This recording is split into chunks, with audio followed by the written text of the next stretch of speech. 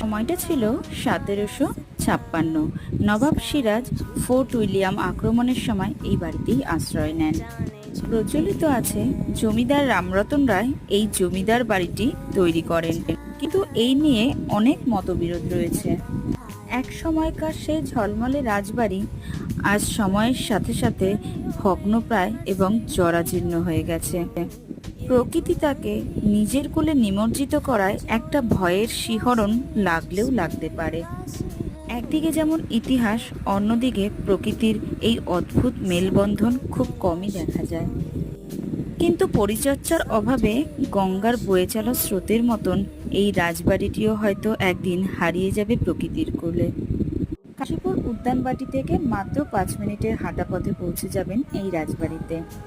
ভিডিওটা ভালো লাগলে অবশ্যই লাইক কমেন্ট করে জানাবেন। চ্যানেল নতুন হয়ে থাকলে একটা সাবস্ক্রাইব করে দেবেন। বাই।